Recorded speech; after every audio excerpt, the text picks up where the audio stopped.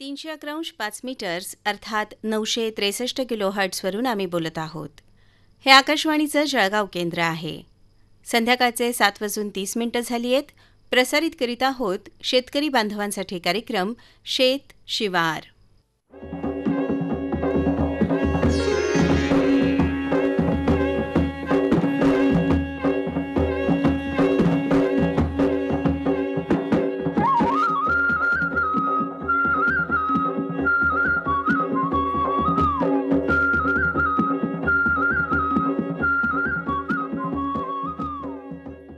मंडळी नमस्कार. आजच्या शेतशिवार या कार्यक्रमात आपल्या सगळ्यांचं मनपूर्वक स्वागत. मंडळी, आजच्या शेतशिवार या कार्यक्रमात जागतिक ग्राहक दिनानिमित्त ऐकूया ग्राहक संरक्षण कायदा आणि जागरूक शेतकरी याविषयी ॲडव्होकेट हेमंत भंगाळे यांची सोनिका मुजुमदार यांनी घेतलेली मुलाखत. तेव्हा ऐकूया ही मुलाखत. मंडळी नमस्कार. मंडळी, आज 15 मार्च हा दिवस जागतिक ग्राहक दिन म्हणून आपण साजरा करत असतो. शेतकरी बंधूंनो, एक ग्राहक म्हणून आपण कुठल्या गोष्टींकडे वस्तू विकत घेताना लक्ष दिलं पाहिजे आणि घेतलेल्या वस्तूंमध्ये जर काही खोट निघाली किंवा इतर काही कारणांमुळे घेतलेली वस्तू खराब निघाली तर एक ग्राहक म्हणून आपण ती वस्तू किंवा सेवा विकत घेतलेल्या दुकानदाराला परत करू शकतो का? किंवा वस्तू खराब निघाली तर त्याविषयी आपण कुठे तक्रार करू शकतो? त्यासाठी कुठला कायदा आहे का? त्या कायद्यात सांगितल्याप्रमाणे आपण ग्राहक म्हणून कुठली खबरदारी घ्यावी, या आणि अशा बऱ्याच प्रश्नांची उत्तरं आज आपण जाणून घेणार आहोत आजच्या आपल्या कार्यक्रमातून. आणि या प्रश्नांची उत्तरं देण्यासाठी आज आपण आपल्या स्टुडिओत आमंत्रित केलं आहे ॲडव्होकेट हेमंत भंगाळे यांना. नमस्कार हेमंतजी, आपलं खूप खूप स्वागत आहे आजच्या कार्यक्रमामध्ये.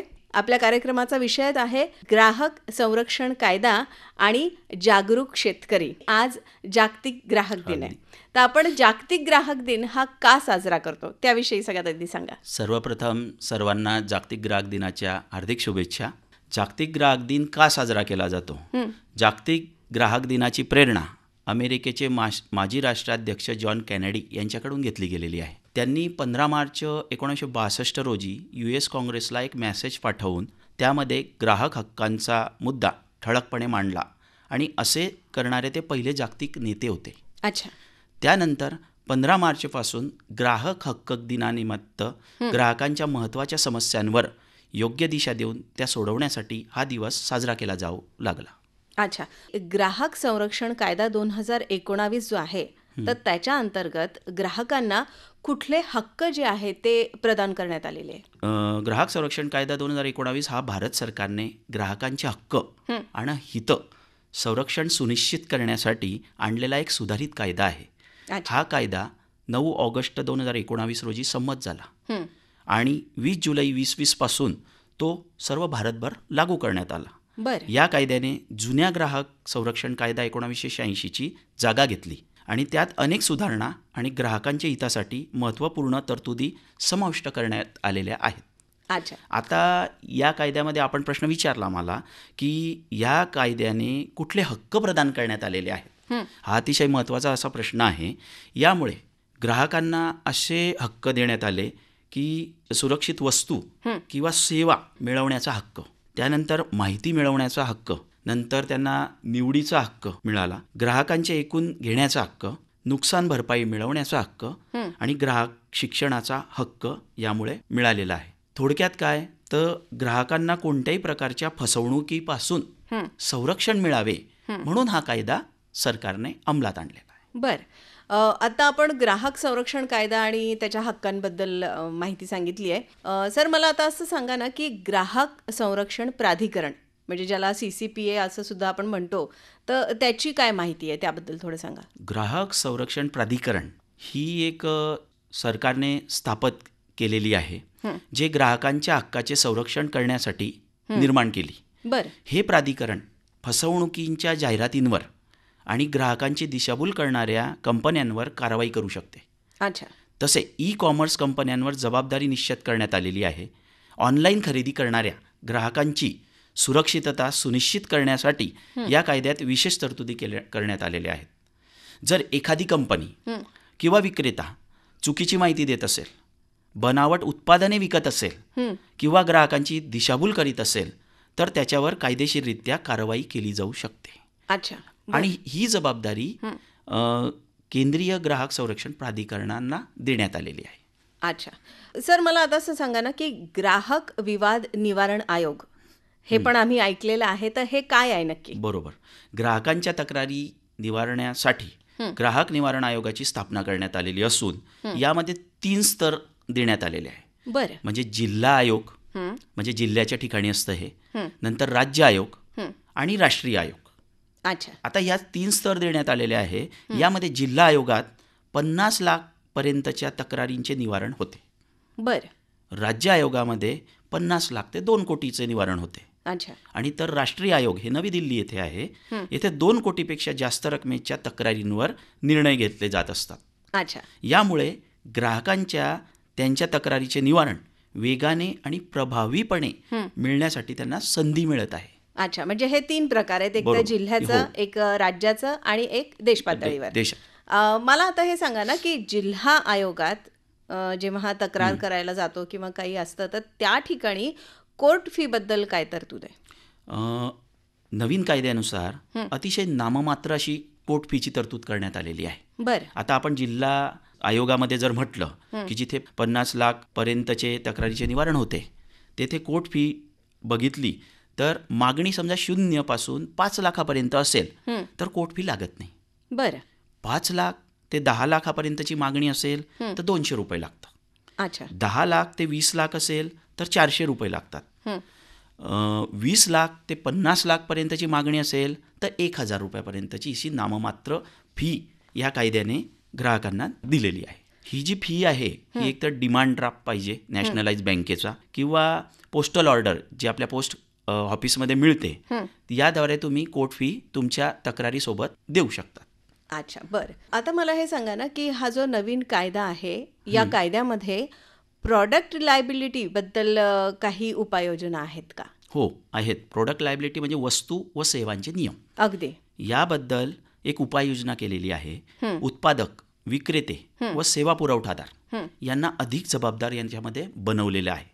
जर ग्राहकाला उत्पादन किंवा सेवेमुळे कोणतीही हानी झाली तर संबंधित कंपनी जबाबदार धरली जाऊ शकते. बरं. तसेच दिशाभूल करणाऱ्या जाहिरातींवरही नियंत्रण ठेवण्यात आलेले आहे. जर एखादा सेलिब्रिटी चुकीच्या उत्पादनाची जाहिरात करत असेल आणि त्यामुळे ग्राहकांची फसवणूक होत असेल तर त्या सेलिब्रिटीवर देखील कारवाई केली जाऊ शकते. अच्छा. म्हणजे तो त्या उत्पादनाची जाहिरात करतोय म्हणून त्या व्यक्तीवर, त्या सेलिब्रिटीवर सुद्धा जबाबदारी कायद्याने देण्यात आलेली आहे. बरं. बरोबर. अच्छा. सर, आता मला असं सांगा ना की आपण ग्राहक संरक्षण कायद्याविषयी बोलतोय, तुम्ही इतकी सगळी चांगली माहिती सांगताय. मला एक आता असा प्रश्न आहे की कुठल्या कुठल्या विषयांशी निगडीत तक्रारी ज्या आहेत त्यांचा समावेश या ठिकाणी होऊ शकतो किंवा करू शकतो आपण? ग्राहक संरक्षण कायद्यामध्ये जर आपण बघितलं तर शेती, banking, builder, coaching classes, electricity, विमा, वैद्यकीय सेवा, रेल्वे, पोस्ट खाते, कुरिअर सेवा अशा अनेक सेवांबाबत आपण तक्रारी दाखल करू शकतो. सर्वप्रथम आपल्याला हे बघावं लागेल की ग्राहक म्हणजे कोण? जो मूल्य देऊन सेवा खरेदी करतो तो ग्राहक होतो. अगदी. म्हणजे ज्याने जिथे मूल्य दिलं आणि त्याची सेवा खरेदी केली तो ग्राहक होतो. आता मी हे जे सांगितलं त्याच्याबद्दल ग्राहक तक्रारी या ग्राहक न्यायालयात करू शकतात. अच्छा. आता आपला हा कार्यक्रम शेतकऱ्यांशी संबंधित आहे आणि आताच तुम्ही सांगितलं की कुठल्या कुठल्या गोष्टींशी संबंधित तक्रारी ज्या आहेत त्या या ठिकाणी करू शकतो. शेतकऱ्यांचा विषय इथे सुरू आहे. तर सर, मला असं सांगा ना की शेतकरी बांधवांसाठी ग्राहक संरक्षण अधिनियम यामध्ये काय तरतूद केलेली आहे? भारतामध्ये शेतकरी हा अर्थव्यवस्थेचा कणा मानला जातो. अगदी. कृषी क्षेत्राला सशक्त बनवण्यासाठी आणि शेतकऱ्यांना त्याच्या अधिकारांचा आणि कर्तव्यांचा जागरूकता देण्यासाठी ग्राहक संरक्षण कायदा हा महत्त्वाचा आणलेला आहे. कृषी क्षेत्रात अनेकदा शेतकऱ्यांची फसवणूक होत असते. उदाहरणार्थ जर आपण बघितलं बी बियाणे, खते, कीटकनाशके, शेतीसाठी वापरण्यात येणारी यंत्रसामग्री आणि कृषी उत्पादनाच्या बाबतीत शेतकऱ्यांना अनेक समस्या येतात. अगदी. आता तर बऱ्याचशा तक्रारी आपण बघतो आहोत की विमाबद्दलही हो, पीक आपल्या विमा समोर येत जे आहेत. असतं. हो, हो. आपल्या समोर येत आहेत. अशा परिस्थितीत ग्राहक संरक्षण कायदा 2019 शेतकऱ्यांसाठी महत्त्वाचा ठरलेला आहे. बरं.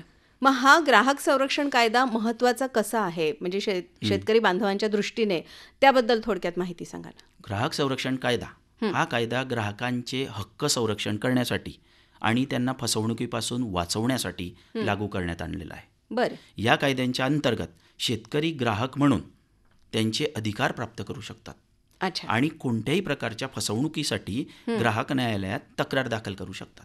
बरं. मग शेतकरी बांधवांसाठी या कायद्याचे काही फायदे आहेत का? हो. ते सांगा आम्हाला. हो हो, फायदे आहेत. निकृष्ट दर्जाचे बियाणे, हां. निकृष्ट दर्जाचं खतं, हं. कीटकनाशकं, हं. पीक संरक्षण विमा हं. याबद्दल काही विक्री झाल्यास हं. शेतकरी ग्राहक न्यायालयात तक्रार दाखल करू शकतात. बरं. भ्रामक जाहिराती आणि खोट्या माहितींच्या आधारे हं. होणाऱ्या फसवणुकीपासून त्यांना संरक्षण दिलेले आहे. बरं. खराब किंवा दोषयुक्त शेती उपकरणं किंवा अवजारे मिळाल्यावर त्यावर कायदेशीर कारवाई करता येते. कृषी उत्पादनांवर दिल्या जाणाऱ्या हमी म्हणजे वॉरंटी, गॅरंटी, जे शेतकरी आता सध्या अवजारे विकत घेतो त्याच्यावर वॉरंटी आणि गॅरंटी दिली जाते. त्याच्या अंमलबजावणीसाठी देखील उपाययोजना या कायद्यामध्ये दिलेल्या आहेत. बरं. मग आता तुम्ही सांगितलं की शेतकरी बांधवांनी या सगळ्या गोष्टींकडे लक्ष दिलं पाहिजे आणि त्यांना या कायद्यामध्ये काय काय फायदे आहेत हे सुद्धा तुम्ही आता सांगितलं. सर, मला आता असं विचारायचं आहे की शेतकरी बांधव जे आहेत ते ग्राहक म्हणून तक्रार करू शकतात, बरोबर? हो. आणि या व्यतिरिक्त आणखी कोण कोण तक्रार करू शकतं? आता कसं आहे, ग्राहक म्हणून तक्रार कोण करू शकतो हा जो प्रश्न आहे, आता शेतकरी स्वतः न्यायालयात दाखल करू हो. शकतो. शेतकऱ्यांचा गट व सहकारी संस्था, बरं. त्याचप्रमाणे अधिकृत ग्राहक संघटना ज्या नोंदणीकृत असतात त्या तक्रार दाखल करू शकतात आणि न्याय मागू शकतात. बरं. ग्राहक संरक्षण कायद्यात शेतकऱ्यांना काय अधिकार देण्यात आलेले आहे? ग्राहक संरक्षण कायद्यामध्ये शेतकऱ्यांना फार मोठे अधिकार देण्यात आलेले आहेत. ते आता जर आपण पहिला अधिकार बघितला तर समानता व निवडीचा अधिकार. बरं. शेतकऱ्यांना त्यांच्या उत्पादनाच्या विक्रीसाठी आणि खरेदीसाठी विविध पर्याय असणे आवश्यक आहे. त्यांना फसवणूक आणि धोकाधडी टाळण्यासाठी योग्य पर्यायाची माहिती मिळायला हवी.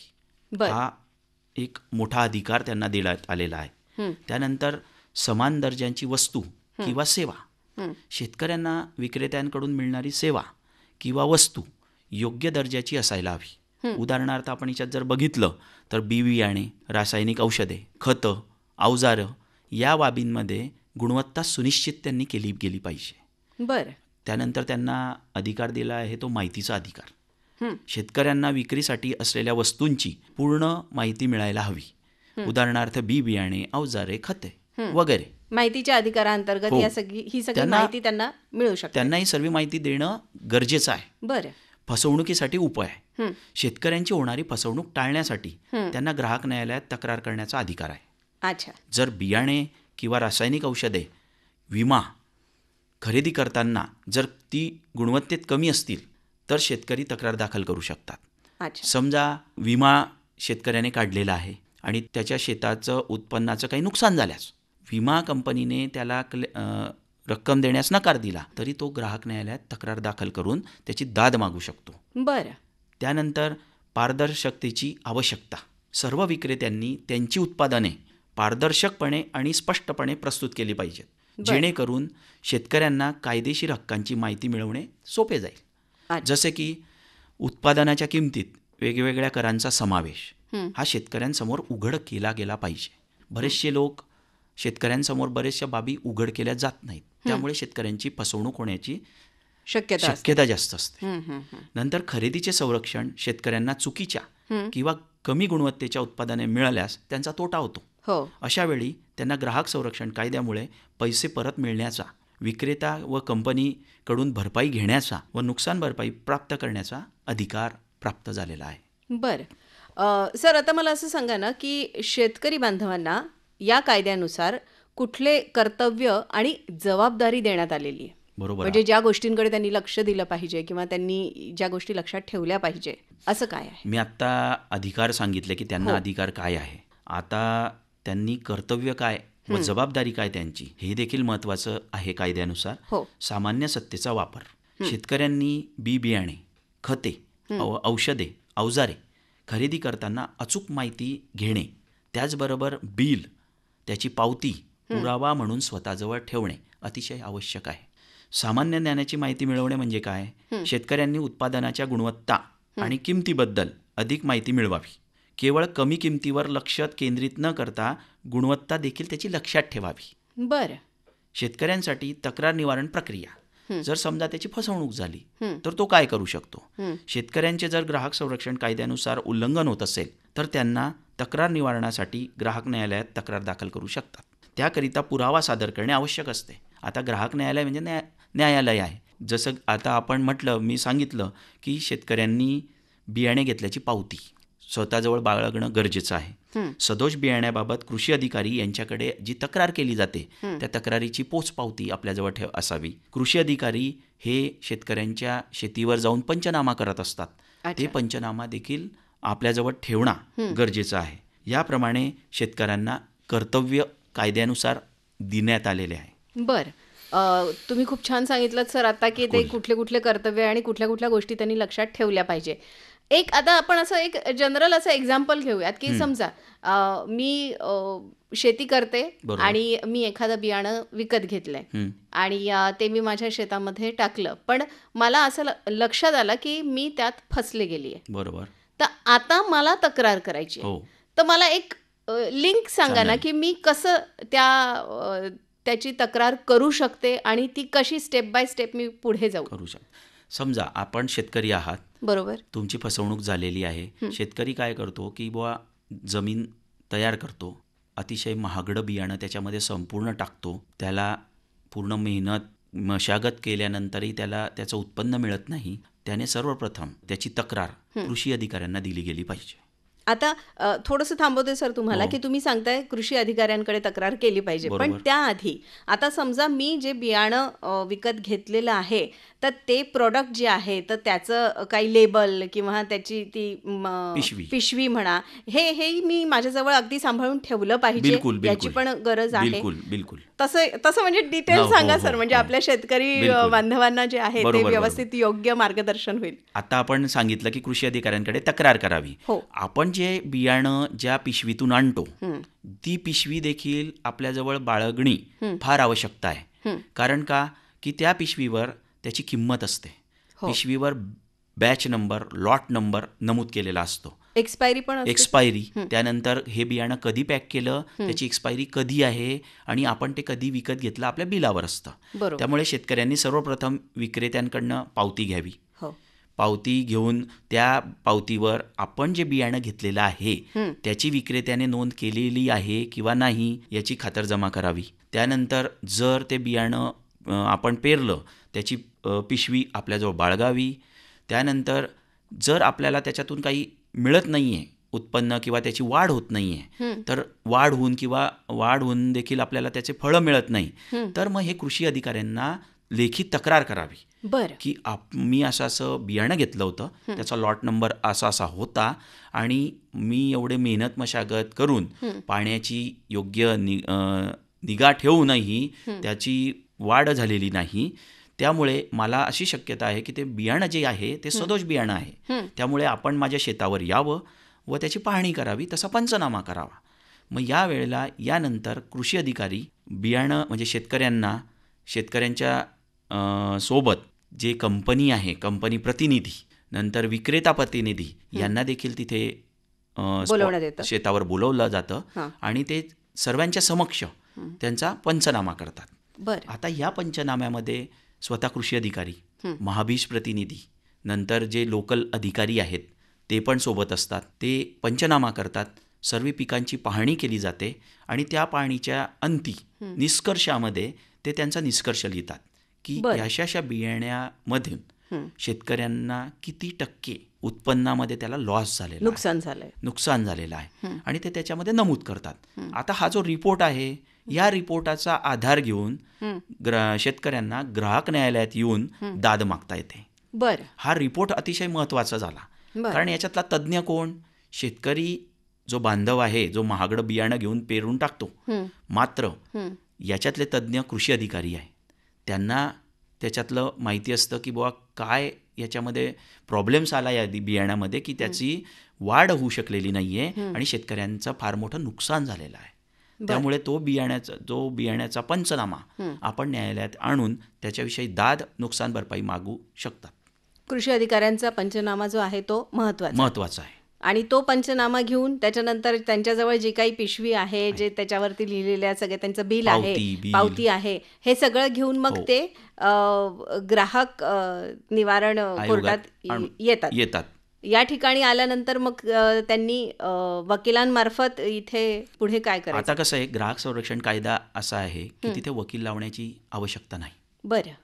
जर तुम्हाला वकील लावायचा असेल तर त्याला कोर्टाचीच परवानगी घ्यावी लागते की मला पुरेसं ज्ञान ग्राहक संरक्षण कायद्याचं नसल्याने मला वकील याच्यामध्ये लावायचा आहे. मात्र कायद्यामध्ये तशी आवश्यकता नाही आहे. तक्रारदार शेतकरी हा स्वतः देखील तिथे त्याची बाजू मांडू शकतो. मी जे आता सांगितलं, पंचनामा, पावती, पिशवी, त्यानंतर जर त्याने त्या पंचनाम्याच्या वेळी बरेच लोक फोटोग्राफ्सही काढतात की आपल्याकडे कृषी अधिकारी आलेले, आपल्याला पुरावा म्हणून किंवा आपल्या पिकाचं इतकं मोठं नुकसान झालेलं आहे, तर जे फोटोग्राफ्स मोबाईल, आता जनरली प्रत्येकाच्या हातामध्ये मोबाईल आहे, मग त्या बियाण्यांचं येताना पंचनामा करताना फोटो काढले जातात, तर तो फोटोचाही पुरावा आपण त्या केससोबत लावू शकतो. जेणेकरून अधिकारी माझ्याकडे आले, पिकाची स्थिती अशी होती, यानंतर कोर्ट त्यानुसार कंपनीला, विक्रेत्याला त्याच्यामध्ये पक्षकार केलं जातं आणि जे शेतकऱ्याचं नुकसान झालेलं असतं त्या नुकसानी भरपाईनुसार भरपाई मिळावी का नाही हे न्यायालय पुराव्यांती बघितलं जातं. बरं सर, आता मला असं विचारायचं आहे की आता आपण जसं सांगितलं की त्यांनी कुठल्या कुठल्या गोष्टी लक्षात ठेवल्या पाहिजे तक्रार करताना.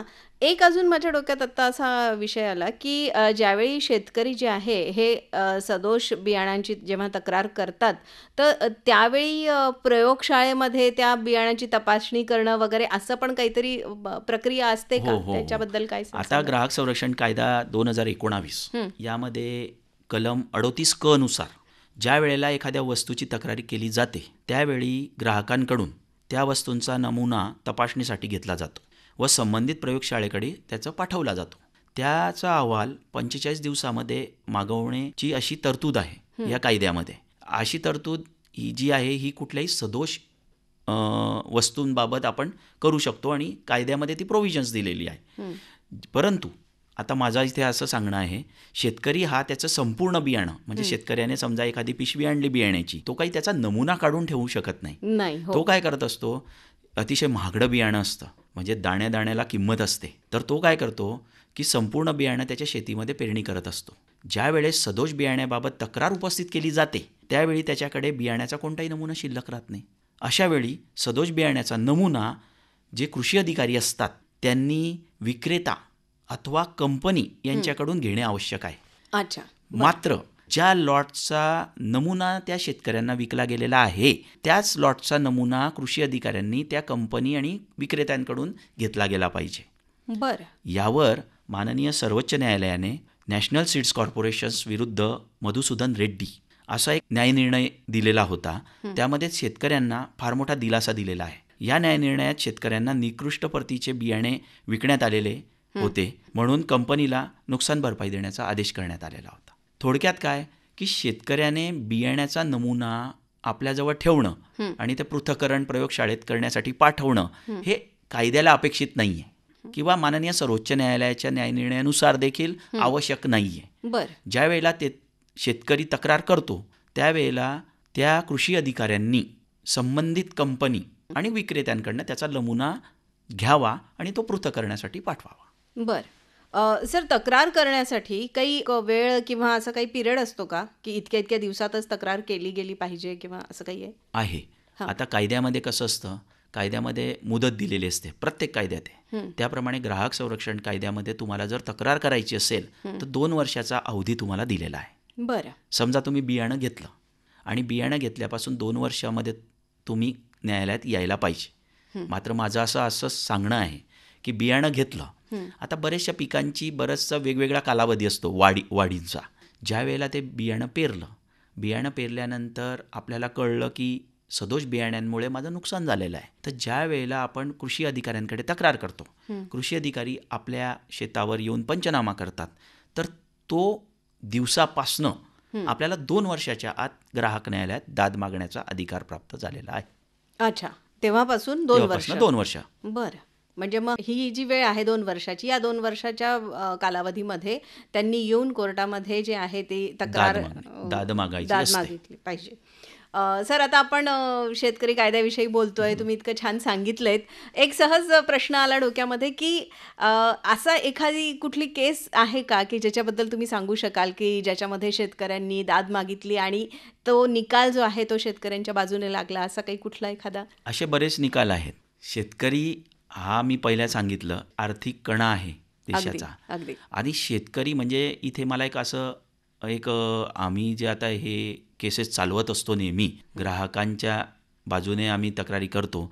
बरेच शेतकऱ्यांचे लॉट्स असतात, बरेच कंपन्यांच्या विरुद्ध तक्रारी असतात. काही शेतकऱ्यांनी तर म्हणजे पूर्ण गावचे गाव एका तथाकथित कंपनीचं बियाणं त्यांनी पेरलं, ते खराब निघाल्यानंतर त्यांनी दाद मागितली, तर त्यांना नुकसान भरपाई मिळते. तर आता नुकसान भरपाई मिळण्याची जी पद्धत मी आपल्याला आत्तापर्यंत आपण जे चर्चा केली त्यानुसारच असतं की त्याच्यासाठी शेतकऱ्याने न्यायालयात येताना आपली केस साबित करणं आवश्यक असतं. आता साठी कसं, तर आपल्या पुरावे सादर करणे गरजेचे असते. आता हिच्यात मला अजून एक महत्त्वाचा मुद्दा असा सांगावा लागतो. समजा आपण ज्या वस्तूची तक्रार करतो आहे, मी समजा म्हणतो की माझं नुकसान झालं, समजा उदाहरणार्थ केळीचं नुकसान झालं, तर केळीचा भाव काय होता? आता 2023ची माझं नुकसान झालंय समजा, तर 23ला केळीचा भाव काय होता? तर हे पुरावा आणण्याचं काम शेतकऱ्यांचं आहे. म्हणजे त्यावेळेला मार्केट यार्डमध्ये काय रेट होता, कारण कोर्टाला आपण नुकसान भरपाई मागतो, तर न्यायालयाने देताना त्यांना पण काहीतरी एक बेस असावा लागतो, त्याला पुरावा असावा लागतो की 2023ला अशा शेतकऱ्यांचं नुकसान झालं आहे, तर त्यावेळेला 23मध्ये त्या मालाचा असा भाव होता. बरं. आणि शेतकरी सांगतोय आहे की माझं इतकं नुकसान झालेलं आहे, मग तो भाव आणि शेतकरीने मागणी केलेला नुकसान भरपाई ही टॅली व्हायला पाहिजे. अच्छा. त्यावेळेला न्यायालय तुम्हाला नुकसान भरपाई दिली जाते. अच्छा. असं सर्व बाबींचा विचार करून आपण न्यायालयासमोर येत असतो. अगदी. सर, आपण आता बोलतो आहे बी बियाणांबद्दल आपण बोलतोय, त्यानंतर पीक विम्याबद्दल आता तुम्ही सांगितलं. या व्यतिरिक्त देखील शेतकरी आणखी कुठल्या गोष्टींविषयी तक्रार जी आहे ती ग्राहक मंचात येऊन करू शकता किंवा ग्राहक न्यायालयात करू शकता? आता हे बी बियाण्याचंच आपण बोलतोय, त्याची चर्चा केली. हो. आता सध्या परिस्थितीत काय झालं आहे की शेतकरी बँकांकडनं कर्ज घेत असतात, तर काही बँका त्यांना विमा देत असतात. आता हा जो विमा असतो, हा विमा म्हणजे जर काही नुकसान झालं, वादळात नुकसान झालं, पिकाचं नुकसान झालं, तर त्या विमाचं संरक्षण त्याचं पिकाचं केलेलं असतं. आणि जर त्याचं नुकसान झालं तर त्या विमा कंपनीकडे त्या बँकेमार्फत त्याला क्लेम दाखल करावा लागतो. म्हणजे माझं असं नुकसान झालेलं आहे. आता इथे पण मी परत हे सांगेल की नुकसान झालं आहे, शेतकरी ज्यावेळेला म्हणतो आहे त्यावेळेला त्याचे पुरावे त्याला द्यावे लागतील. म्हणजे संबंधित कृषी अधिकारी, माननीय तहसीलदार साहेब, माननीय तलाठी साहेब यांच्याकडे तक्रारी केल्यात का? ते लोक तुमच्या शेतावर आलेत का? त्यांनी पंचनामा केलात का? तुमचं नुकसान किती प्रमाणात झालं? केवळ आपण म्हणतोय ते नुकसान नाही, तर हे लोकांनी आपल्या शेतीवर येऊन पंचनामा करून कुठेतरी कागदांवर तो पंचनामा नुकसान भरपाई आली, तर त्यानंतर त्याला त्या विमा कंपनीकडे दाद मागावी लागते.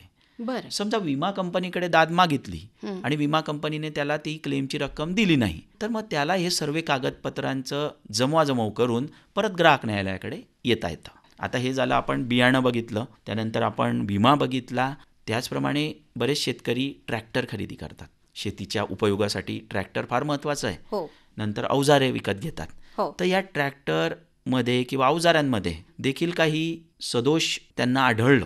आता मशिनरी आहे, कंपन्यांची काही गॅरंटी नसते, कुठे काही खराब असतं, तर याच्यामध्ये देखील तो ग्राहक न्यायालयात येऊन दाद मागू शकतो.